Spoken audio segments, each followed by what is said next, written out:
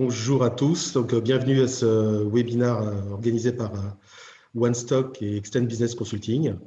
Alors j'espère que vous nous entendez bien, que vous voyez bien le PowerPoint qui s'affiche.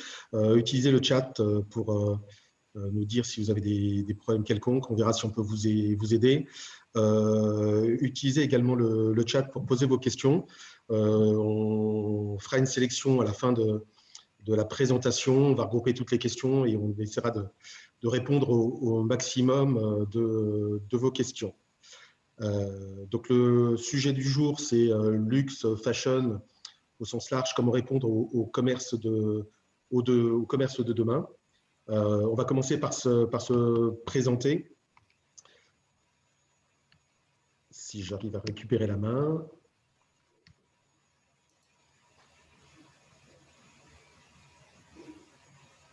C'est fait. Petit problème de latence. Je suis Thierry Lambert.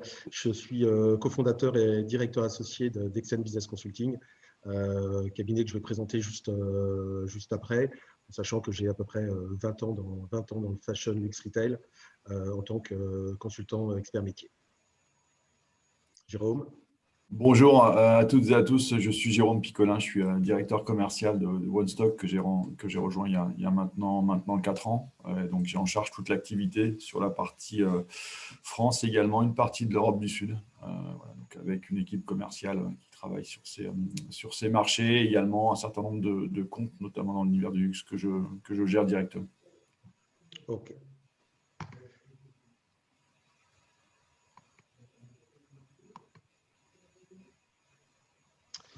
L'agenda rapidement, donc une petite introduction pour vous présenter nos structures. C'est pas pour en faire des tonnes, mais c'est juste pour vous expliquer en fait dans quel contexte on intervient et on est légitime à intervenir. Les principaux enjeux d'aujourd'hui et surtout de demain, dans cette période un peu particulière. L'apport de l'OMS à la performance. Dans les enjeux, dans ces contextes compliqués, se pose la question de comment on accompagne et comment on identifie des leviers de performance. Donc, on va faire un focus dessus. Le quatrième point, ce sont les cas clients et les indicateurs de performance. Donc, Jérôme va nous présenter un certain nombre d'éléments qu'il commentera avec des cas clients OneStock. Et après, on se gardera quelques minutes, 10 minutes, un quart d'heure, Jérôme, je crois, pour pouvoir répondre aux différentes questions. Tout à fait.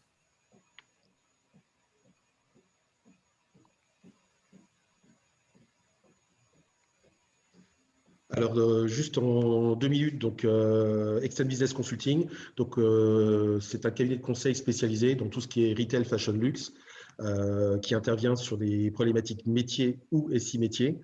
On intervient sur la quasi-totalité de la chaîne de valeur du luxe, du fashion, du retail, à l'exception de la logistique physique. Et les sujets, pour faire court, sur lesquels on intervient beaucoup ces derniers temps, c'est tout ce qui est autour de l'omnicanalité et l'optimisation de l'omnicanalité, ce qui fait notre échange avec Jérôme et OneStock aujourd'hui. Des sujets autour de la construction de l'offre et de développement produit, tout ce qui est RSE, donc leur RSE dans le monde du fashion, du luxe, du textile, c'est très particulier, on ne fait pas de conseil RSE généraliste, on est vraiment spécialisé sur ces filières, et des sujets autour aussi du clienteling, qui sont des sujets très prégnants, notamment dans le monde du luxe, et qui commencent à intéresser le premium dans le fashion, avec de l'accompagnement du client en amont, pendant et après le point de contact en magasin notamment.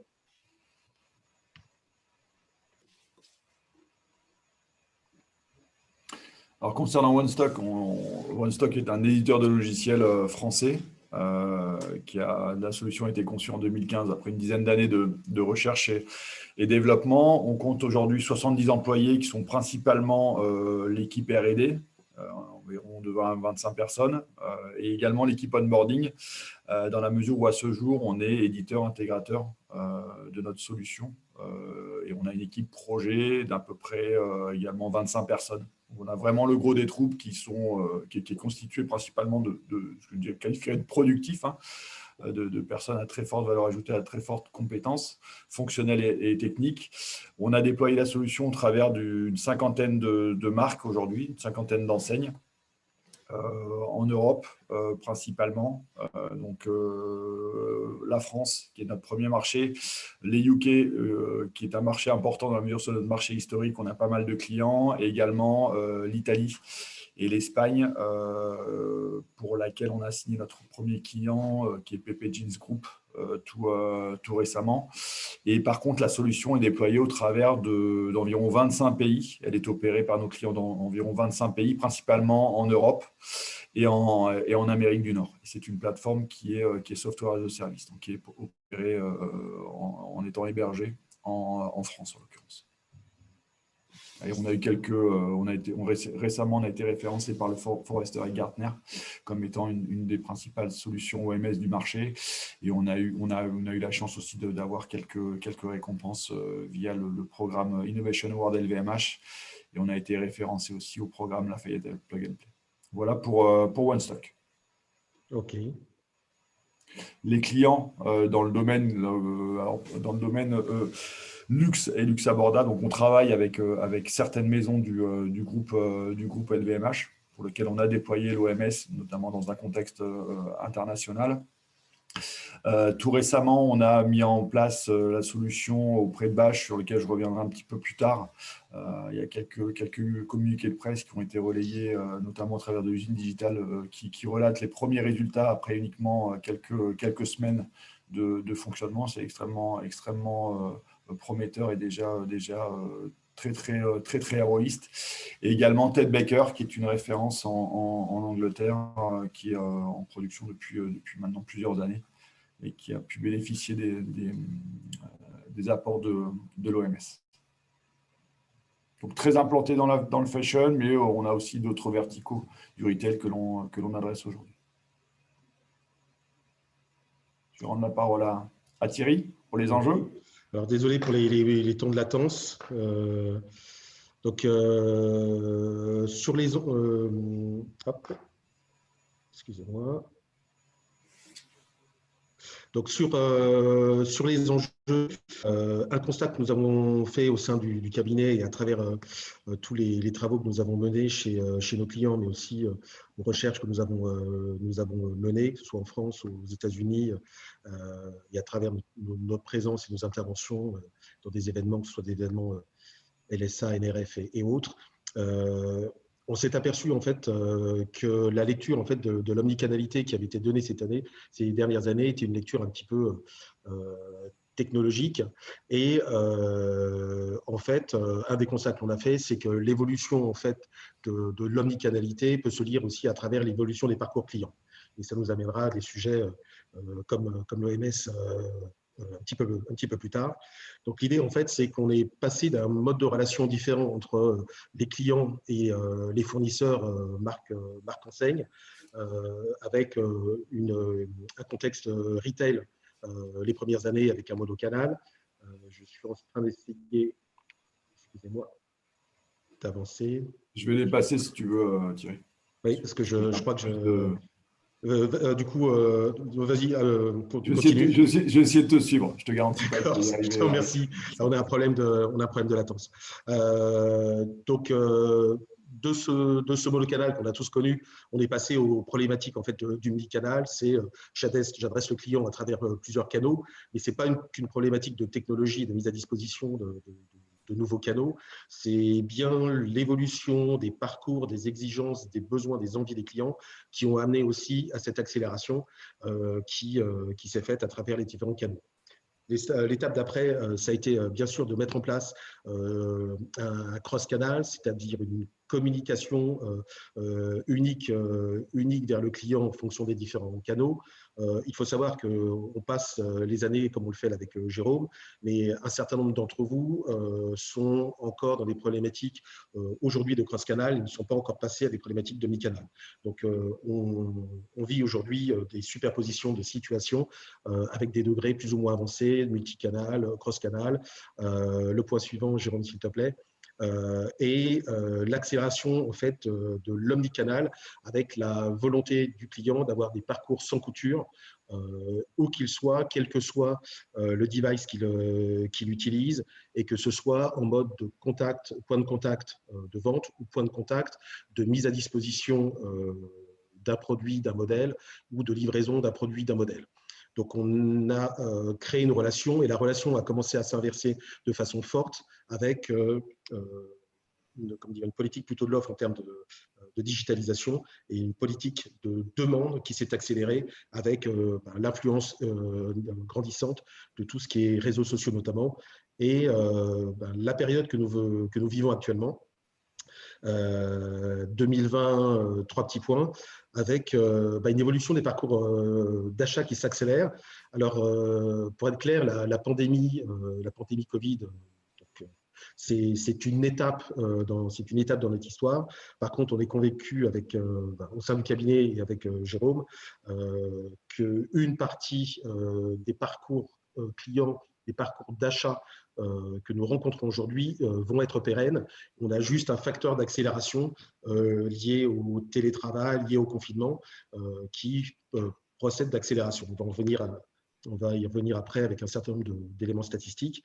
Et ça, c'est lié notamment et c'est accompagné, et ça se voit également dans le luxe, avec un poids grandissant des marketplaces. On parlait justement avant, tout à l'heure avec Jérôme, de Farfetch notamment, et du développement des réseaux sociaux, y compris dans le fashion, bien entendu, dans le premium et dans le luxe, avec le développement des pratiques autour de la mobilité, que ce soit l'information, la commande, la réservation, avec ce média.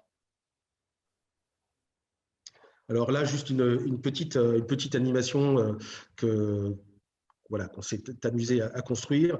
En gros, l'idée de cette animation, c'est quoi? C'est que les points de contact augmentent. Donc, c'est ce que vous voyez à gauche avec, bien sûr, le magasin, tous les éléments, tous les éléments de mobilité, Instagram, Facebook et autres. Et avec le temps, les parcours utilisés par les clients se complexifient et s'accélèrent. Jérôme, s'il te plaît, si tu peux passer les slides. Et on arrive en fait à quelque chose qui fait qu'aujourd'hui, en termes de stratégie, et on y reviendra après dans le cadre de l'OMS, en termes de stratégie, se pose la question de quels sont les parcours clients que je veux baliser, quels sont les parcours clients sur lesquels je veux faire une promesse. Et au sein de cette complexité se posent énormément de questions, que ce soit en termes de vision, en termes de métier, et bien entendu en termes de système d'information pour pouvoir coller à ces différents parcours.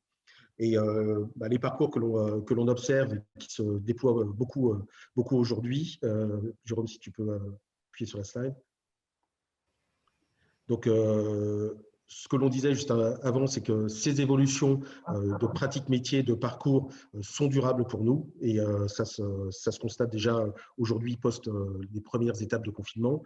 Le phénomène de digitalisation s'accélère fortement. On a encore des annonces ce matin de fermeture d'un certain nombre de magasins chez les retailers pour essayer de développer des parcours clients plus efficaces avec de plus forts leviers. La pandémie a été un accélérateur. Mais ce que l'on voit aujourd'hui, c'est tout ce qui est rendez-vous, e-réservation, click and collect, le remote selling que certains d'entre vous pratiquent déjà dans le monde du luxe, et le ship from store se sont déployés de façon accélérée ces derniers mois et s'inscrivent de façon structurelle dans les organisations, dans les pratiques métiers, dans les systèmes d'information. Alors, quelques éléments statistiques qu'on a collectés pour imager ces éléments, c'est qu'on s'est aperçu que sur l'année 2020, on a eu une évolution accélérée et rapide du poids des ventes en ligne, et c'est une statistique IFM plutôt orientée fashion. On a une accélération des ventes en ligne versus les ventes en magasin, avec les problématiques de trafic que l'on connaît bien évidemment, que le click and collect représente plus de 50% des ventes chez certains acteurs et pour certaines familles de produits, que les acteurs qui ont des magasins physiques ont, compte tenu de ce contexte, une accélération forte et une bascule forte à partir du moment où ils avaient un ADN fort des commandes et du développement des ventes via le net. Et ceci a été permis, et ça nous fera le pont tout à l'heure avec l'OMS, par tous ces changements en fait, dans les mises en place de nouveaux process, nouvelles pratiques autour de la livraison à domicile et du click and collect, qui sont des éléments forts, mais on abordera d'autres leviers majeurs que sont le Ship from Store et autres tout à l'heure. Et on a eu pendant pas mal d'années, l'évolution du digital s'est cloisonnée sur le fashion et s'est aperçu ces dernières années que le poids des réseaux sociaux a notamment beaucoup plus influencé les pratiques d'omnicanalité couplées à l'accompagnement du client via le développement des réseaux sociaux a marqué de façon majeure un certain nombre d'acteurs du luxe aujourd'hui et du hard luxe également. Alors, un point, donc évolution des parcours clients. On essaie de baliser au mieux l'ensemble de cette omnicanalité en définissant un certain nombre de priorités. Mais la plupart d'entre vous, c'est le cadre des missions que nous faisons actuellement au sein d'Extend Business Consulting, on a des problématiques en parallèle de comment je fais une promesse forte et j'assure une livraison de cette promesse forte dans un contexte également où je dois réduire mes largeurs d'offres, mes profondeurs, mes engagements en termes d'achat, d'avance-saison, de réduction des promotions, de ventes perdues, de diminution de mes résiduels et de diminution de mon fonds de roulement, de mon besoin de fonds de roulement. Donc, on a bien une concomitance de je veux augmenter la promesse, suivre mes clients, mettre à disposition des produits et du stock à tous les points de contact et à tous les points de stock. Et en même temps, je dois réduire ma profondeur et ma largeur pour des problématiques de besoin en fonds de roulement. Donc, c'est bien une des problématiques auxquelles on doit faire face actuellement et qui est majeure et qui amène à faire changer les pratiques et à faire évoluer et urbaniser le système d'information métier de façon différente. Et je crois que j'avais rajouté, et tout ça, bien entendu, en accélérant le renouvellement de l'offre via des actuaires, des capsules. Et on ne parle pas que de fashion ou de fast fashion, on parle également du contexte du marché du luxe, notamment dans tout ce qui est textile et accessoires. Un point lié à ce que l'on vient d'évoquer, c'est que ces dernières années, on travaillait à des pratiques qui étaient de l'optimisation. J'optimisais mes pratiques en magasin, le parcours en magasin, j'optimisais le digital, j'optimisais ma supply chain, souvent par de la massification. Et on s'est aperçu ces 10 dernières années que la performance de la marque, la performance de l'enseigne dépendait plus de la transversalité et de l'optimisation de la chaîne de valeur que de l'optimisation individuelle telle qu'on l'a connue, telle qu'on l'a pratiquée ces dernières années. Et donc, ce n'est plus un empilement de fonctions, de pratiques et d'outils, mais une vision globale, harmonisée, coordonnée des pratiques, des flux, afin de pouvoir apporter et répondre à cette promesse, à cette exigence du client qui, lui, tire les pratiques de l'omnicanalité et avec un certain nombre d'acteurs, un certain nombre de clients qui courent en quelque sorte à travers l'évolution de leurs propres pratiques pour pouvoir coller au mieux à ces évolutions de pratiques de culture.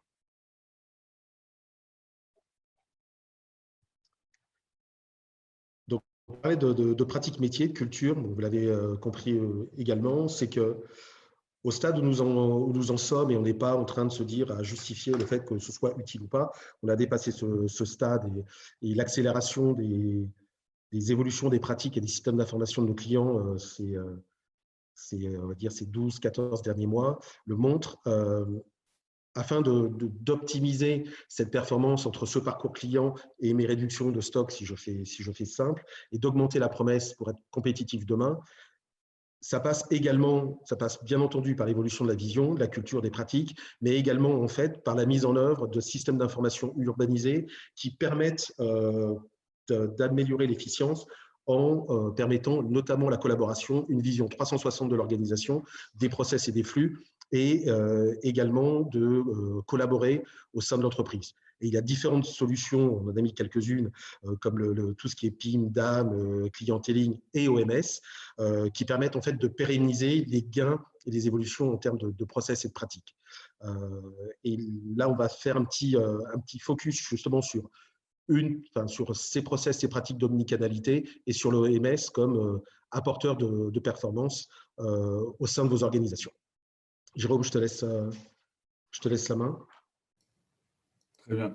Merci Thierry. Oui, on va juste, alors pour commencer, alors c'est certainement la slide la moins digeste, en tout cas j'espère que les autres sont plus digestes, mais c'était important de pouvoir bien définir, en tout cas de notre point de vue, les principales fonctions que couvrait l'OMS, en tout cas notre OMS, et les interactions que l'OMS a avec d'autres fonctions, d'autres systèmes qui sont au cœur de l'entreprise.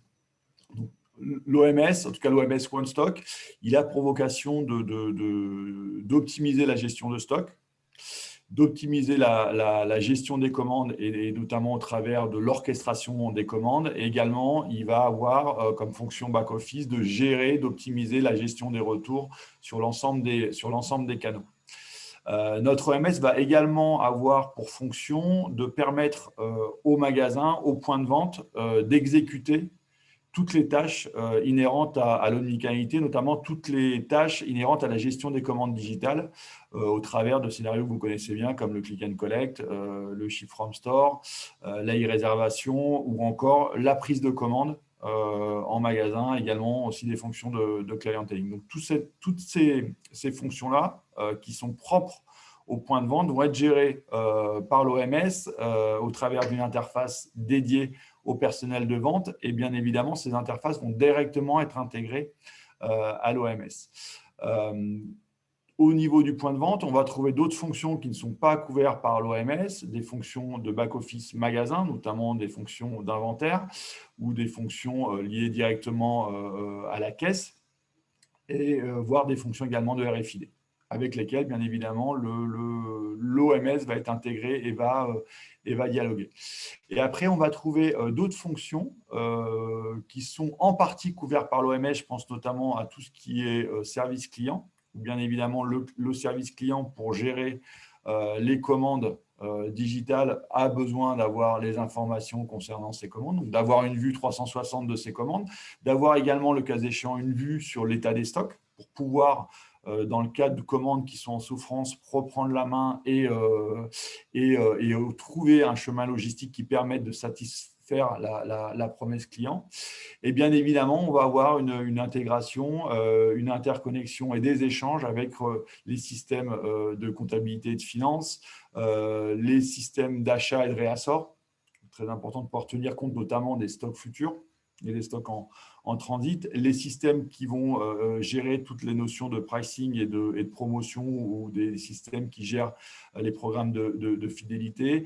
Et bien évidemment, la business intelligence que l'on va retrouver, on va retrouver une partie liée à toutes les données et le traitement des données qui transitent par l'OMS, qui vont pouvoir venir enrichir, via notamment le biais de Data Lake, d'autres systèmes d'analytics qui permettent de monitorer, surtout de prendre des décisions par rapport à son activité de retailer, d'enseigne. Et bien évidemment, l'intégration avec on va dire les sources de commandes, hein, notamment le e-commerce, qui va venir alimenter l'OMS avec des commandes, donc soit les sites en propre et éventuellement les marketplaces.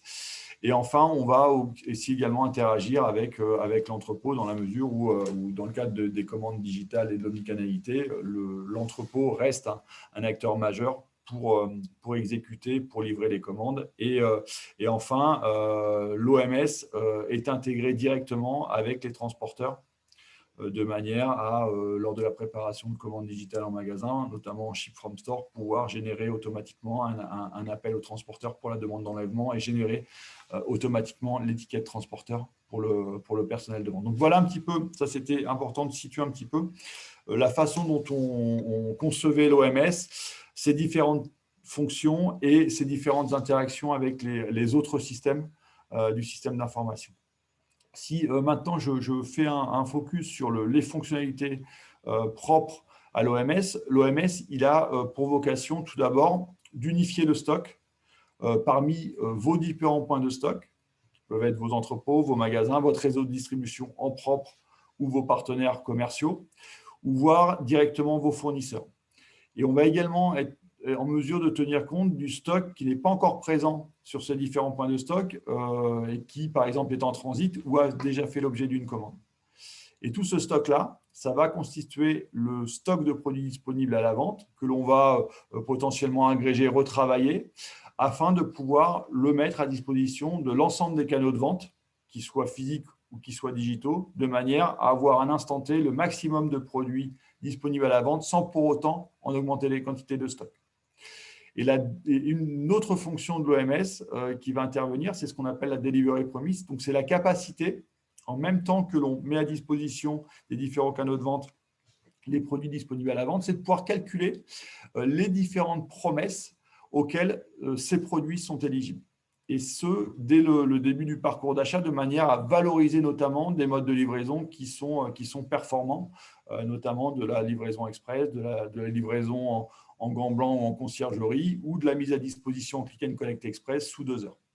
Donc, c'est important quand on met en place justement ces modes de livraison performants, c'est de pouvoir les valoriser dès le début du parcours d'achat pour en augmenter le taux de conversion. Voilà un petit peu la façon dont fonctionne l'OMS. Bien évidemment, on l'a vu, donc la vocation, c'est d'unifier le stock et d'avoir le maximum de produits disponibles à la vente, quel que soit le point de stock, de manière notamment à combattre la rupture, que ce soit en ligne ou en magasin, et comme je l'ai dit, de mettre en valeur la performance logistique qu'on est capable d'offrir à ses clients. Le but du jeu, bien évidemment, hein, c'est d'augmenter le chiffre d'affaires et d'améliorer sa marge. Bien évidemment, à partir du moment où on a plus de produits à vendre et plus vite, eh ben, on augmente son chiffre d'affaires. C'est ce que l'on constate en tout cas chez la plupart des retailers qui ont mis en place l'OMS, et on améliore sa marge puisqu'on n'attend pas la fin les périodes de solde ou d'outlet pour vendre ses produits à une marge dégradée. Ce que l'on constate en général auprès des acteurs de mode, c'est qu'on a un taux d'indisponibilité produit en ligne qui est de l'ordre de 25% en moyenne sur l'ensemble de la saison. C'est beaucoup plus loin pour les acteurs du luxe, où là, on a plutôt un taux d'indisponibilité en ligne qui est de l'ordre de 50 à 70%. Ce qui est logique dans la mesure où majoritairement les produits sont envoyés en boutique. Il y a peu de produits en entrepôt, et comme on sait que c'est l'entrepôt qui sert le e-commerce, ben forcément, on a beaucoup de ruptures. Donc, on a des axes d'amélioration qui sont extrêmement importants sur cette partie-là auprès des acteurs du luxe à partir du moment où on unifie ce stock. Plus de produits disponibles en ligne, ça permet aux consommateurs, et c'est quand même l'expérience client, d'avoir accès plus facilement à ces produits, donc d'avoir in fine un meilleur taux de conversion. Réduire les résiduels, alors ça c'est une vraie problématique également, puisqu'on a constaté que non seulement on a souvent un fort taux d'indisponibilité en ligne, et paradoxalement, on a de plus en plus d'invendus en fin de saison. Donc, on a d'un côté une demande qui ne trouve pas son offre, et de l'autre, une offre qui ne trouve pas sa demande. Donc, l'idée, encore une fois, en unifiant le stock, c'est de permettre d'écouler plus rapidement et de diminuer les résiduels. Et ça, c'est une vraie problématique du moment auprès des retailers dans le contexte actuel, qui cherchent avant tout à pouvoir diminuer leurs achats auprès de leurs fournisseurs, tout en maintenant un même niveau de chiffre d'affaires et surtout un même niveau, voire un meilleur niveau de marge. Donc ça, c'est une vraie problématique. On verra un exemple, la façon dont on gère cette problématique-là avec l'OMS, c'est-à-dire qu'au niveau de l'OMS, lorsqu'une commande qui porte sur un certain nombre de produits, en l'occurrence, on voit trois produits au panier, on va être capable en fonction des différents points de stock, des différents magasins qui possèdent ces produits, de scorer le magasin en fonction de son niveau de couverture et d'attribuer automatiquement la commande au magasin qui a le plus haut taux de couverture, de manière à pouvoir vider en priorité ce magasin des produits résiduels qu'il a du mal à écouler. L'optimisation de la gestion des retours, ça bien évidemment avec l'avènement du e-commerce, comme l'a mentionné tout à l'heure Thierry, on va avoir plus de retours à gérer. Mais ce que l'on observe également, c'est une proportion de retours qui est plus importante, ce que vous pouvez constater. Donc, il faut pouvoir, en fonction de cette gestion des retours, être capable de proposer aux clients, au même titre qu'on cherche à lui proposer un parcours d'achat performant et sans couture, lui permettre de retourner ses produits très facilement, quel que soit le canal de vente, parce que ça peut être un vrai frein à l'achat C'est-à-dire que de plus en plus, les consommateurs sont sensibles à la politique de retour, regardent avec précision les politiques de retour et les conditions de retour qui leur sont proposées sur les différents canaux, notamment le canal e-commerce. Et un taux de retour bas n'est pas forcément bon signe. Parce que s'il découle d'une politique de retour qui est très restrictive, ça veut dire que vous avez potentiellement un consommateur qui se détourne de la marque pour aller consommer sur auprès d'une autre enseigne qui propose peut-être une politique de retour plus sécure pour lui. Un exemple un petit peu pour illustrer ce que les effets vertueux de l'OMS, notamment sur une page produit, où là on a un exemple d'une page produit qui est totalement en rupture. On peut imaginer, c'est le cas de beaucoup de retailers, qu'on fonctionne par silo, c'est-à-dire qu'on a un point de stock, en l'occurrence, ce que je disais tout à l'heure, notamment dans le luxe, qui est dédié au canal e-commerce. Donc, à partir du moment où l'entrepôt est en rupture, on n'a plus de produits disponibles à la vente, alors que potentiellement, dans le reste de son réseau, on a ces produits disponibles. Donc, en fait, l'unification de stock, ça se traduit par quoi au niveau de votre page produit? Par une disponibilité qui est beaucoup plus importante au niveau de cet article, au niveau de ce produit. Et surtout, quand je reviens à la notion de delivery promise, on va être capable de proposer dès la page produit, dès le choix de l'article consulté, les différents modes de livraison auxquels est éligible cet article, avec un certain nombre d'informations, bien évidemment, sur les délais de livraison, notamment par rapport au cut-off, mais également on peut avoir d'autres informations qui rentrent en compte, notamment l'empreinte carbone liée à chacun de ces modes de livraison, qui permet d'orienter son consommateur, en tout cas de le sensibiliser vers un mode de livraison qui est plus vertueux. Et ce calcul des différents modes de livraison éligibles, on va le refaire quand le produit va être constitué à l'échelle du produit. Donc ça, c'est le premier effet, on va dire, bénéfique qu'on peut mesurer concrètement au niveau de son site e-commerce. Donc, c'est quoi le mécanisme? C'est de recevoir, l'OMS va recevoir une commande web avec, par exemple, une livraison standard, qui aurait le mode de livraison qui aurait été choisi par le client. Cette commande, elle va être orchestrée par l'OMS en fonction de quoi? De la promesse qui a été faite au client. Donc, le premier impératif, c'est de respecter cette promesse. Et le deuxième impératif, ça va être pour l'OMS, ça va être d'orchestrer cette commande en fonction des différents critères métiers qui ont été définis en fonction de votre propre stratégie et qui peuvent être d'ordre économique, d'ordre écologique, d'ordre retail, d'ordre logistique, et qui peuvent être bien évidemment combinés. Donc, c'est aussi une richesse du moteur d'orchestration de l'OMS qui permet justement d'implémenter toutes ces règles et de tenir compte des différents enjeux métiers pour la gestion de cette commande. Et on peut imaginer, par exemple, que l'une des règles consiste à dire, moi, je vais, par rapport à cette commande-là, je vais aller chercher le point de stock qui a l'ensemble des produits du panier, de manière à pouvoir livrer en une seule fois, en un seul colis, et qui se trouve dans le plus près de l'adresse de livraison de mon client.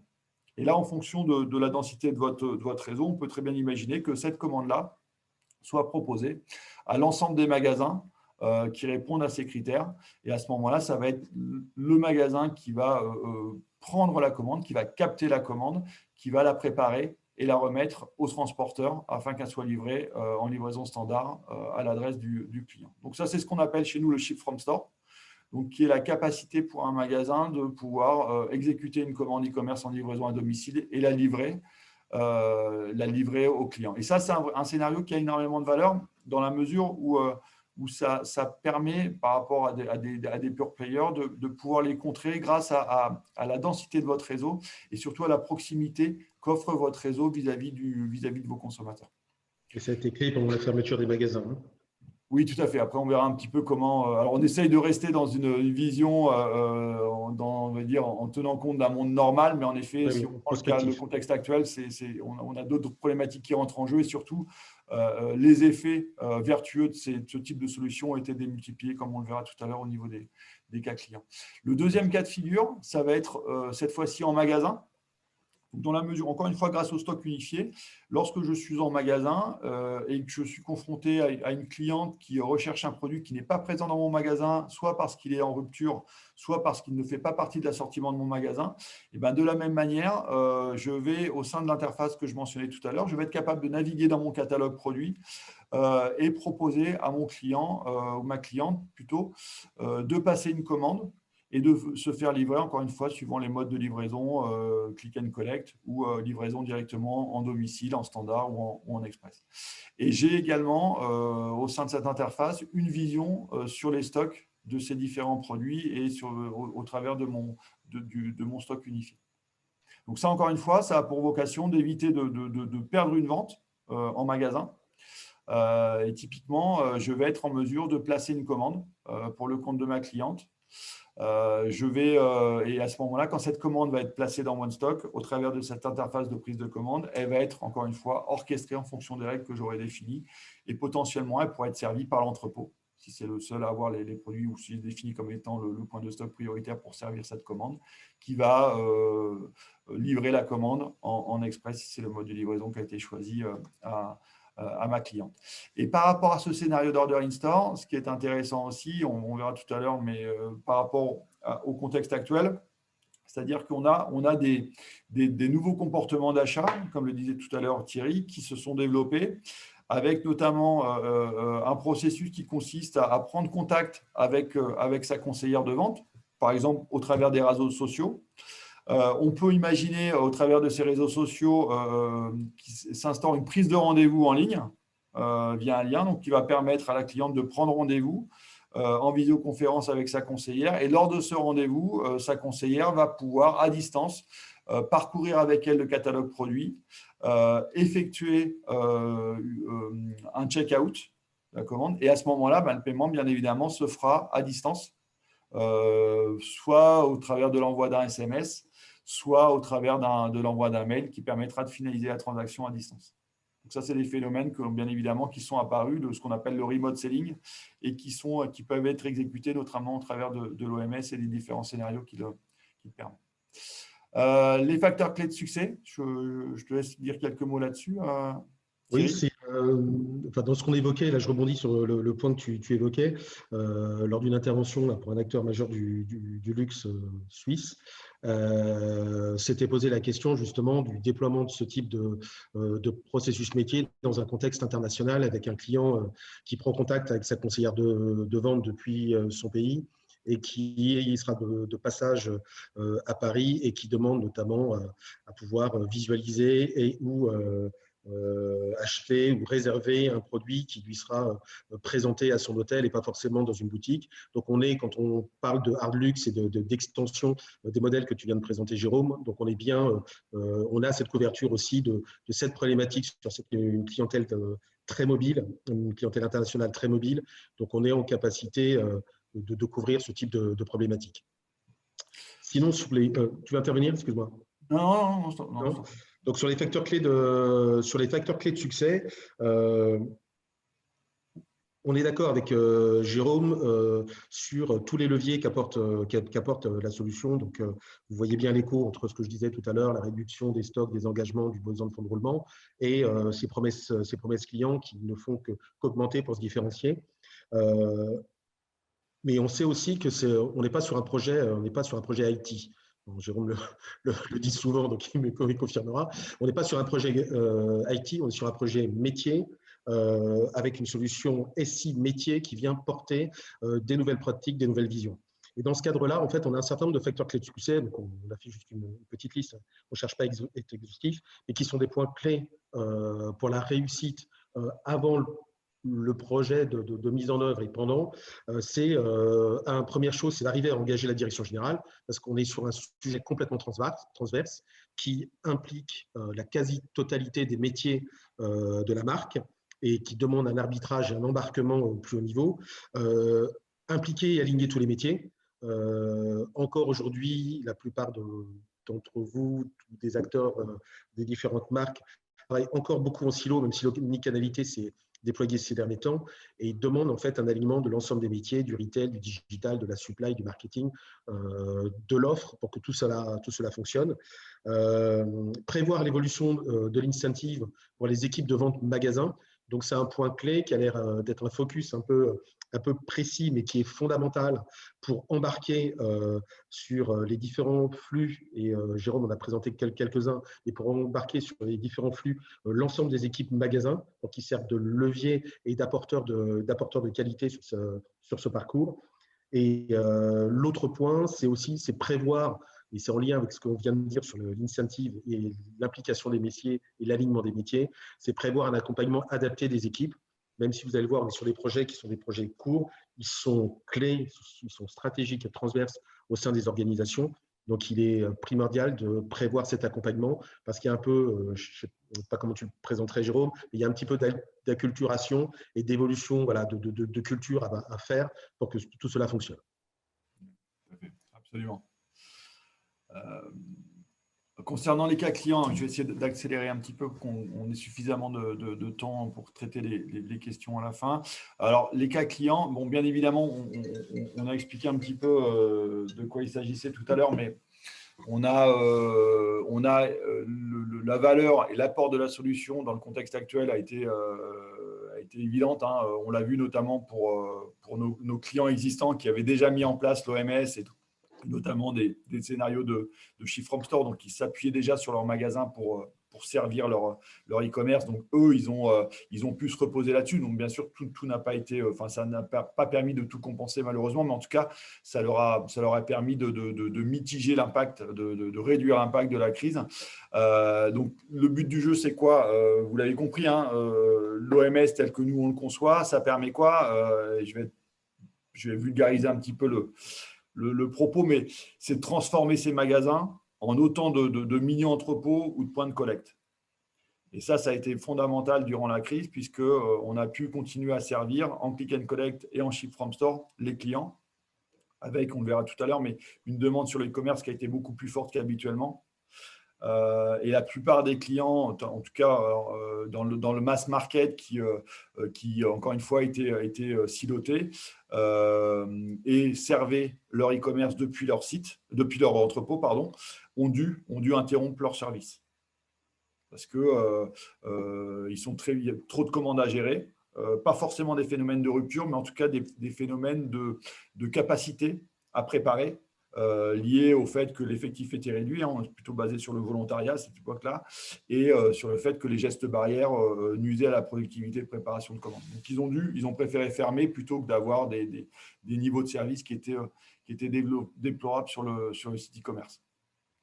L'OMS, il a aussi une valeur très importante dans un contexte international, dans la mesure où je parlais tout à l'heure de proximité, mais souvent l'OMS est mis en place pour pouvoir adresser plus facilement ses clients locaux grâce à des magasins locaux. Donc ça, c'est fondamental pour pouvoir proposer plus de produits, mais surtout des modes de livraison qui sont moins coûteux et surtout plus performants vis-à-vis de ces consommateurs locaux. Et c'est vrai aussi aujourd'hui avec les fermetures de frontières, hein, encore une fois dans le contexte Covid, pour des clients qui ont pour habitude de livrer leurs clients à l'international, notamment au niveau Europe, depuis leur entrepôt en France, par exemple, il y a une vraie contrainte puisque les frontières étaient fermées. Donc, avec le chiffre en temps, on peut continuer à servir depuis les magasins locaux et s'affranchir de cette contrainte. Et enfin, on le disait tout à l'heure, mais on a vu bien évidemment de nouveaux scénarios apparaître. Donc, la prise de rendez-vous, là, on a un très, très fort succès avec la prise de rendez-vous dans la mesure où les retailers ont dû proposer à leurs clients de pouvoir venir en magasin dans un mode sécurisé, c'est-à-dire de pouvoir programmer sa venue en magasin, que ce soit pour du coaching ou même pour retirer un colis ou venir déposer un retour. Donc, c'était fondamental de proposer cette prise de rendez-vous en ligne aux clients. Et comme on le disait tout à l'heure, des comportements d'achat qui ont permis également toutes les briques qui étaient déjà disponibles, hein, il fallait juste les relier entre elles, que sont le remote selling.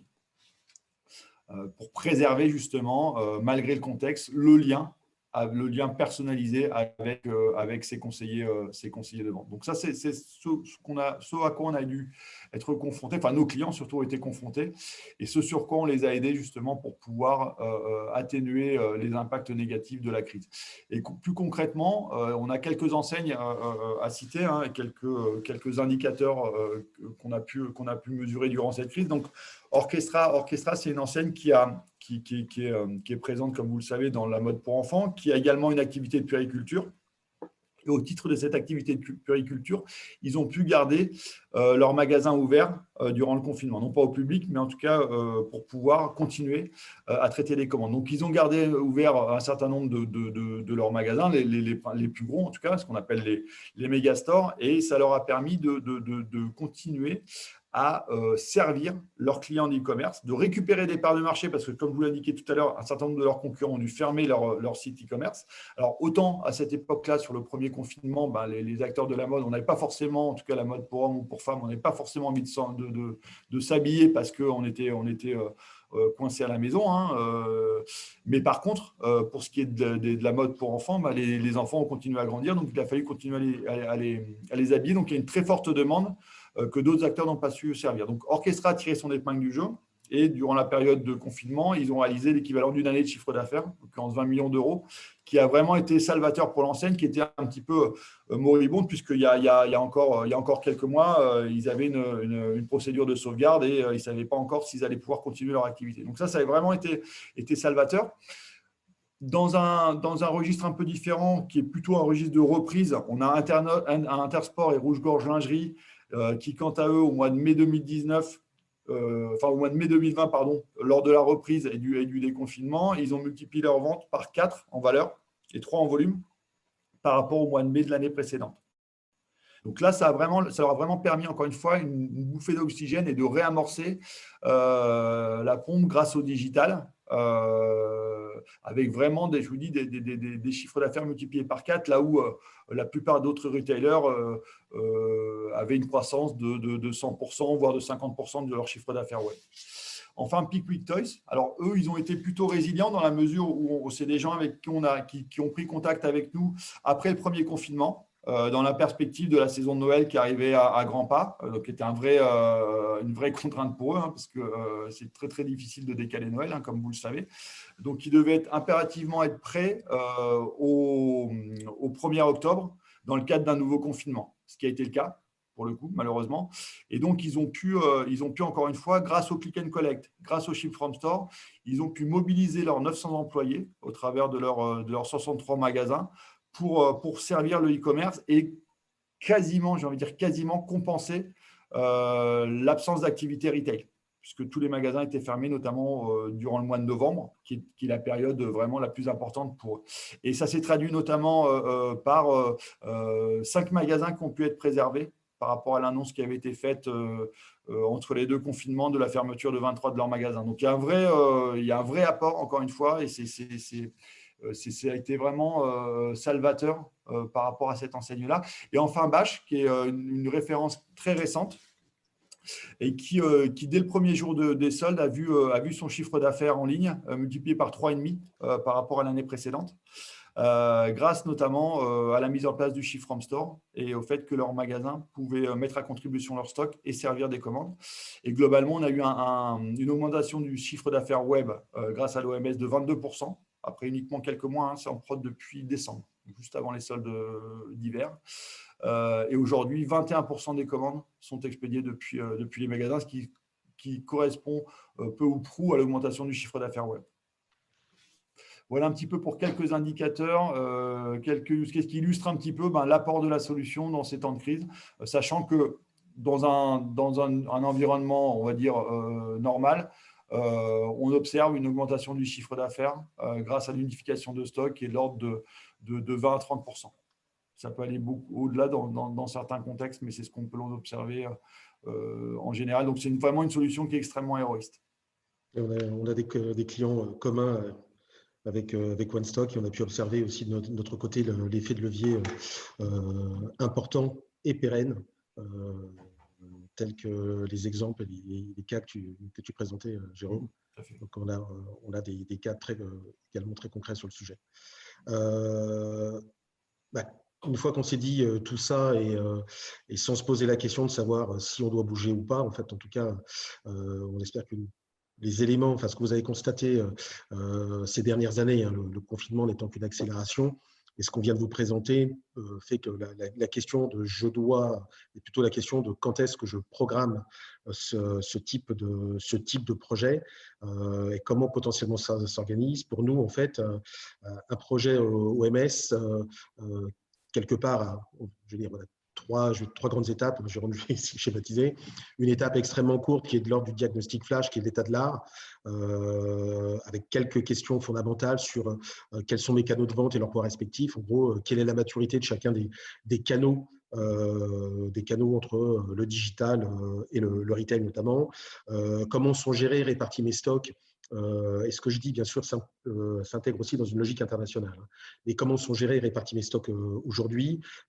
Quels sont les indicateurs qui vont me permettre, de faire un point zéro et de pouvoir construire la trajectoire et suivre l'évolution de la performance, pour pouvoir avoir les retours tels que Jérôme vous a présenté juste avant, donc autour de l'indisponibilité, les niveaux de résiduels, le niveau de retour et le mode de traitement des retours, les modes de livraison aujourd'hui usités par la marque, identifier les axes de valeur de l'OMS par rapport à mon contexte, en gros par rapport aux différents process, flux pratiques qu'on vous a présentés, quels sont potentiellement ceux qui m'apporteront le meilleur retour au vu de ma situation. Alors, nous, on appelle ça des grilles de maturité en fonction des différents éléments, y compris en termes de pratique de métier, en termes organisationnels, en termes RH.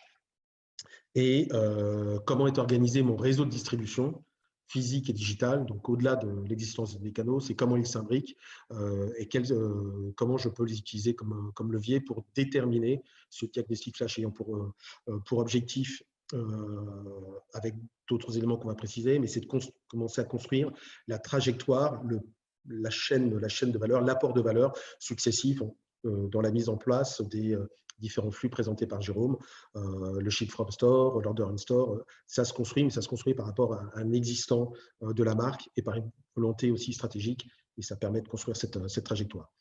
Autre grand point, la conduite du changement. On en a un petit peu parlé tout à l'heure. Donc, établir les plans d'incentive garantissant l'adhésion des équipes. Donc, ça fait écho aux facteurs clés de succès qu'on a vu tout à l'heure.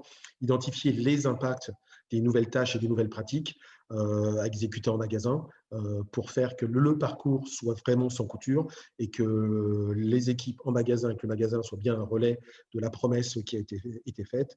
Et embarquer la direction générale et aligner les métiers à travers les points qui ont été présentés, les différents cas. On voit bien l'importance en fait, d'un pilotage au plus haut niveau et de la coordination des différents métiers. Jérôme, tu voulais évoquer aussi… Tout à fait, sur la partie intégration technique de l'OMS au sein du SI, par rapport notamment au schéma que je vous ai montré tout à l'heure. Ça, c'est quelque chose, c'est pareil, alors je ne vais pas faire que des amis, mais quelque chose que j'essaye de banaliser parce qu'on le voit par rapport à la durée d'implémentation des projets. Il n'y a pas une grande complexité, en tout cas, à intégrer notre OMS au sein d'un SI parce d'une part, on a fait en sorte d'avoir une architecture applicative qui est ouverte et qui peut s'intégrer facilement avec les différentes briques dont on a besoin. Vous l'avez vu tout à l'heure, on a besoin de nourrir notre système avec un certain nombre d'informations qui émanent d'autres systèmes.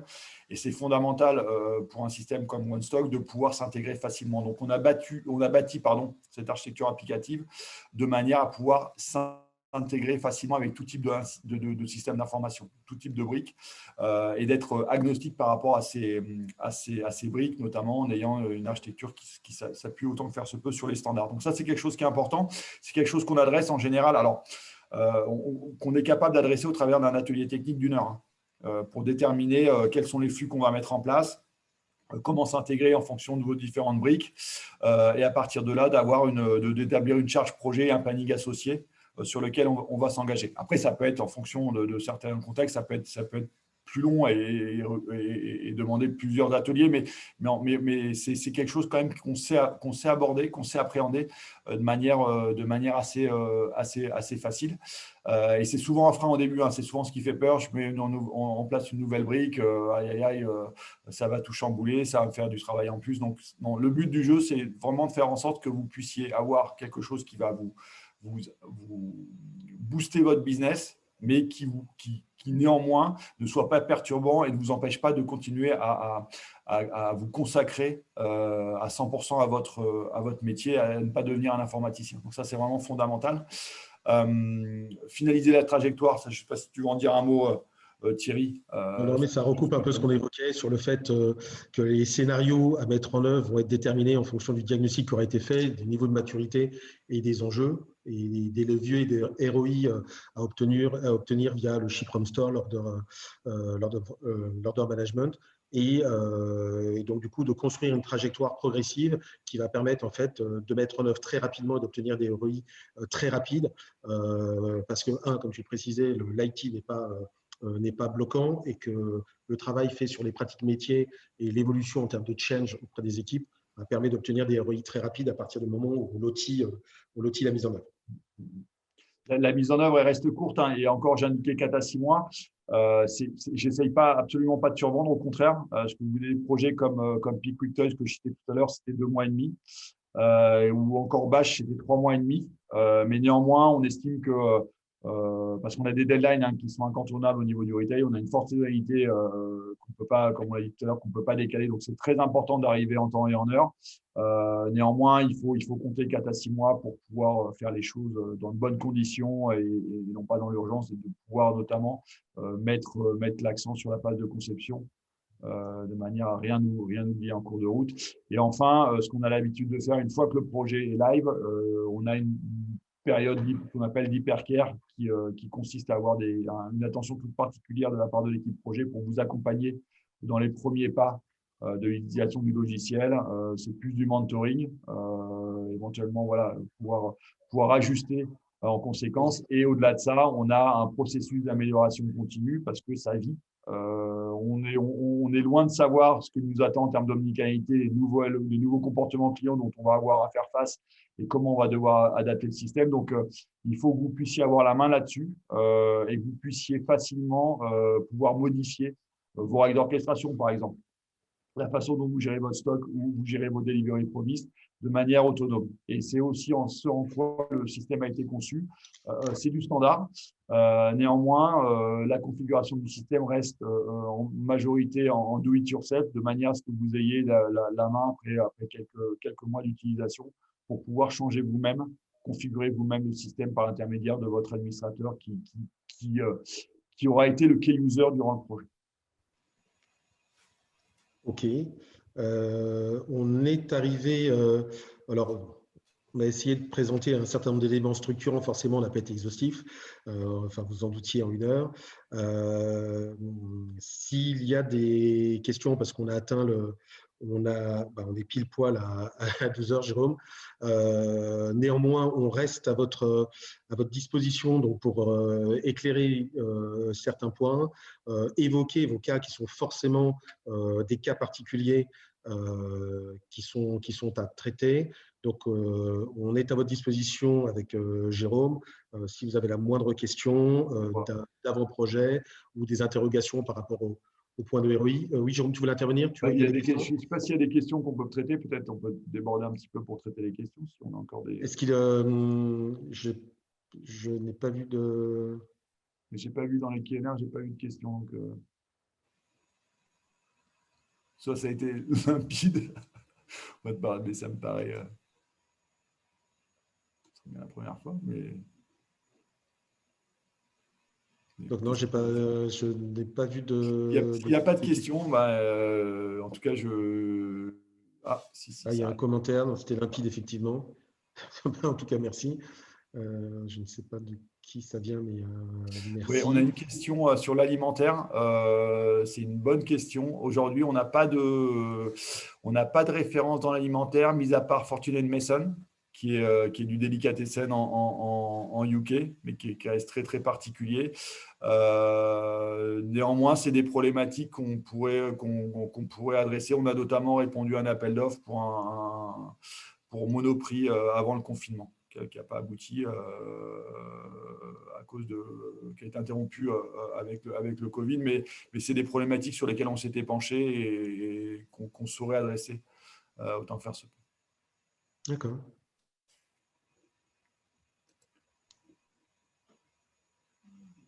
Donc, quoi qu'il… Savez-vous récupérer des paniers abandonnés?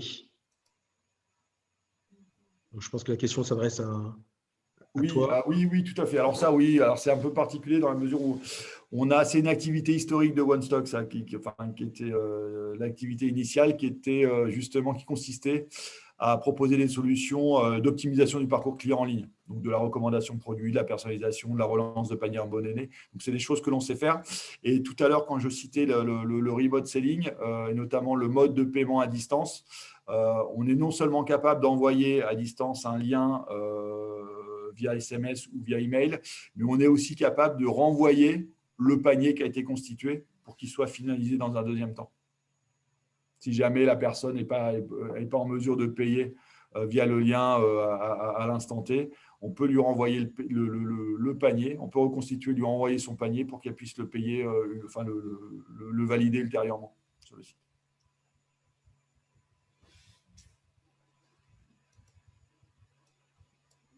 Ok, apparemment tu as répondu, tu as bien répondu à l'interrogation. On prend peut-être éventuellement une dernière question. Après, on va rendre l'antenne, comme on disait à l'époque. Ouais. Moi, j'avais. Alors, ouais.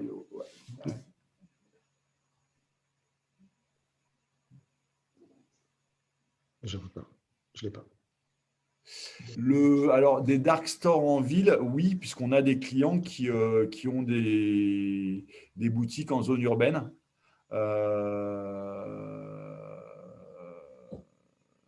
Après, au niveau de la logistique de dernière minute, tout dépend du. C'est tout à fait possible. Alors, click and collect, bien évidemment. C'est-à-dire qu'on est capable de tenir compte du fait que le produit est disponible dans la boutique, donc peut être retiré immédiatement. Et on peut le valoriser, encore une fois, ce que je disais tout à l'heure, dès le parcours d'achat, dès le début du parcours d'achat, en publiant cette promesse sur le site e-commerce. Après, pour ce qui est, on va dire, livraison de dernière minute, donc en express, en grand blanc ou en conciergerie, c'est des choses que l'on fait notamment dans le domaine du luxe. Après, nous, on est capable de s'intégrer avec les différents transporteurs avec lesquels vous travaillez. C'est-à-dire que si vous travaillez avec un transporteur qui fait ce type de prestation, on est capable de l'intégrer directement dans l'interface OneStock de manière à ne pas avoir, pour votre personnel de vente, à ne pas avoir ressortir du système OneStock pour se connecter au système ou au portail du transporteur pour demander l'enlèvement. C'est des choses qu'on est capable de prendre directement en compte. Mais aujourd'hui, sur la partie livraison de dernière minute, c'est quand même des choses qui décollent pas beaucoup. À l'état de réflexion, on a peu de clients qui font ce genre de choses. On saurait le faire. Donc, il y a un autre point dans le QNR. Est-ce que vous observez une vraie tendance à ce sujet? Je travaille avec des marques qui réfléchissent à fermer leurs boutiques, qui ont accès direct au public pour ne les dédier qu'aux rendez-vous privés et ou livraison ultra rapide sur Paris, par exemple. Alors, très bien, j'ai répondu. Ouais, parfait, oui, en effet. Ouais. Et tu as un petit peu répondu. Par rapport au rendez-vous, par rapport au rendez-vous, en effet, on disait tout à l'heure, c'est une vraie tendance. La prise de rendez-vous, c'est quelque chose qui est incontournable parce qu'on veut, on veut pouvoir aller dans la boutique de manière sécurisée, programmée. Et puis c'est extrêmement vertueux parce que sur nos clients qui ont mis en place la prise de rendez-vous, alors là, je parle que des notions de coaching pour accueillir leurs clients. En général, un client qui prend rendez-vous pour du coaching en magasin, il va avoir un panier qui va être 5 fois supérieur à, on va dire, un achat spontané. Après, c'est pratique. Pour certains de nos clients, là, ce sont des pratiques qui sont observées, qui sont développées. Certaines attendent de voir les modes de sortie entre guillemets de pandémie pour pouvoir voir ce qu'ils vont maintenir comme type de process. Et comme le disait Jérôme, on va dire plus on monte en gamme, c'est-à-dire avec des trafics plus limités, plus on a un gain à la prise de rendez-vous, à l'accompagnement du client au sein de la boutique et à l'augmentation du panier. Ce qui est un peu moins vrai en mass market, mais il y a des vraies réflexions autour de ce sujet.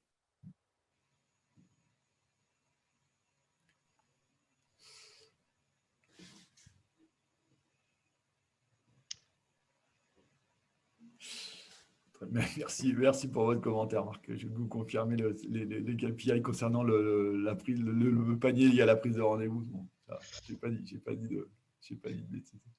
La réalité, c'est important sur cette valeur de la prise de rendez-vous, justement. Très bien. Moi, ce que je veux… Il y a une question, là c'est dans le chat. Savez-vous récupérer ou consolider un panier unifié e-com plus retail sur e-commerce et retail sans compte client? Je n'ai pas compris complètement la question. Là, je ne saurais pas vous répondre, clairement. Je vois un petit peu, on parle de commerce unifié, être capable de, en effet, de récupérer, suivant le canal de vente, un panier qui a été constitué, oui. D'avoir une visibilité exhaustive sur quel que soit le canal. Encore une fois, ça c'est plutôt de notre domaine de compétences historiques lié à l'activité de notre agence, et malheureusement, je n'ai pas les compétences pour vous répondre. Mais je poserai la question en interne. Je prends le point. Ok, c'est une question d'Éric Bérangier, donc il faudra voir à essayer de répondre en direct. Je prends le point. Mais par contre, je ne vois pas la question. Elle est sur la partie chat et pas sur le Q&A, pas sur la partie conversation. En fait, j'ai ouvert les deux parce que tout à l'heure, je ne voyais pas les questions, j'en suis désolé. Donc, j'ai un temps de réaction. Mais en fait, il y a des questions via les deux canaux. Tout à fait. C'est le chat unifié. OK.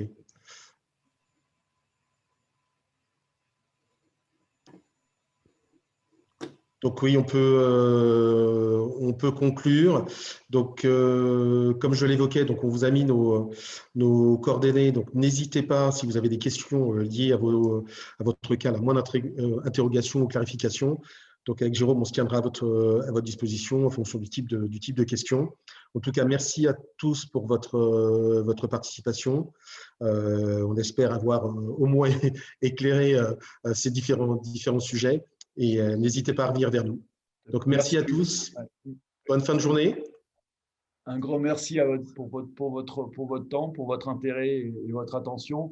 Moi, si j'avais un dernier mot à vous dire, c'est que je vous invite fortement, et ce qui est le plus efficace, vous parliez tout à l'heure, comment engager un projet, comment, on va dire, mûrir sa réflexion, finaliser sa réflexion, c'est d'échanger avec vos pairs. Voilà, alors que ce soit nos clients ou les clients d'autres, mais en tout cas qui ont mis en place une solution. Donc, comme une cinquantaine de références, comme on le disait en introduction, il y a de fortes chances que ça tombe chez un de nos clients, mais en tout cas, ce qui est important, c'est que vous puissiez, et ce que vous faites d'ailleurs la plupart du temps, d'échanger avec vos pairs, les gens qui ont mis en place ce type de solution, de voir les bénéfices qu'ils en ont retirés, sachant que bien évidemment les contextes sont différents d'une enseigne à l'autre, on entend, mais on a des choses quand même, surtout en ce moment, qui sont redondantes, des problématiques qui sont redondantes. Tout à fait. Et qui ont été adressées par ailleurs. Donc, c'est pas la peine on sait qu'il y a des solutions qui marchent, pas forcément la peine de trop se creuser la tête et de réinventer la poudre. Au moins, ça donne une bonne base pour après affiner. Et si vous avez besoin, parmi les différentes références que l'on a, qu'on vous mette en relation avec certaines d'entre elles, ce sera ce qu'on fait déjà souvent, et beaucoup le savent. On le fera avec grand plaisir. OK, pour cette conclusion, Jérôme. Merci à tous. On va interrompre le webinaire et une prochaine fois, puisqu'on interviendra sur des fois des focus ou sur d'autres sujets en lien. Je crois notamment, Jérôme, sur tout ce qui est la problématique des retours, qui sont un vrai levier. Donc, on espère pouvoir vous rencontrer une nouvelle fois à cette occasion. Merci à tous. Excellente journée. Au revoir. Très bonne journée. Au revoir.